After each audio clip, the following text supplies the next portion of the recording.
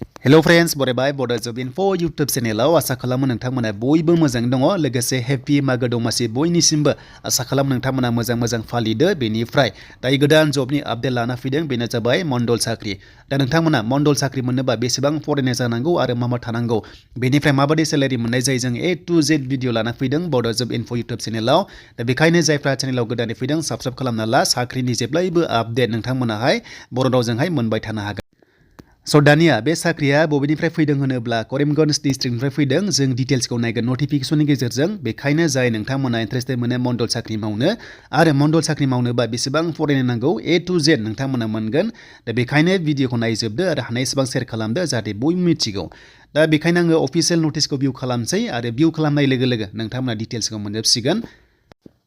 दा जोङो नायबाय अफिशियेल नटिफिकेशन आरो बे भेकेन्सिया फैदोंमोन नोंथांमोना डिस्ट्रिक्ट अफिस करीमगंजनिफ्राय फैदों डिस्ट्रिक्टनिफ्राय आरो 28 भेकेन्सि दङ दा बेनि बेथना बेसेबां होनोब्ला जोबोर मोजां बेनो जाबाय 14,000निफ्राय जागायनानै 60,500 प्लास ग्रेड पे दंबावो बेनो जाबाय 6,200 पर मान्थ नोंथांमोना मोननो हागोन। दा इडियारि आसाम पुलिसाव जेसेबां मोनो थिग बेबादिनो Gr.3 मंडल साख्रियाव नोंथांमोना मोननो हागोन। दा बेयाव नोंथांमोना लेन्ड रेकर्ड एसिस्टेन्ट मोनदों एडमिन बा मंडल आरो बेयाव STP खथा गैया नाथाय आनरिजार्भ दङ बेयाव नोंथांमोना जायफ्रा मंडल साख्रि मावनो दङ एबा गोसो दङ नोंथांमोनाहाय एप्लाइ खालामनो हागोन। दा बे एप्लाइ खालामबा नोंथांमोननि फरायनाया HS पास खालामनांगोन एबा हायार सेकेन्डारि पास खालामथारनांगोन लोगोसे नोंथांमोना मिथिखागौ जे मंडल साख्रि मावनोबा R.C होननाय मोनसे ट्रेनिं थायो डिप्ल'मा बेखौ लाथारनांगौ जायो होमबासो 6 मान्थ्स लानाय दंबासो सार्टिफिकेट दंबासो मंडल साख्रियाव नोंथांमोना एप्लाइ खालामनो हायो। दा बेखायनो मोनसे चान्सआ बेनो जे नोंथांमोना लानांगौ बेखौ डिप्ल'मा लायोबा मंडल साख्रि मोनहैनो हागौ आरो मोनहैगोन आरो फ्रेश केन्डिडेटआ बेयाव हाया बैसोआ 18निफ्राय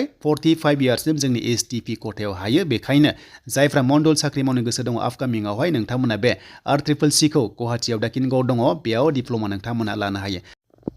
दानिया बिनि लास्ट डेट होनोबा नोंथांमोना मोनदों 29 जानुवारिसिम थागोन अफलाइन नोंथांमोना एप्लिकेसन साबमिट खालामनांगोन बेखायनो गासैबो डकुमेन्ट्सखौ नांगौखौहाय नोंथांमोना जेरेक्स कपि खालामनानै सेल्फ एटेस्टेड होबानो जाबाय बेनिफ्राय एमप्लयमेन्ट एक्सचेन्जखौ नांथारगोन होमबासो जागोन बेनिफ्राय गांनै फट' कपिस नोंथांमोना हरनानै मोनसे एड्रेस दङ एड्रेसाव नोंथांमोना सेन्ड खालामनांगोन।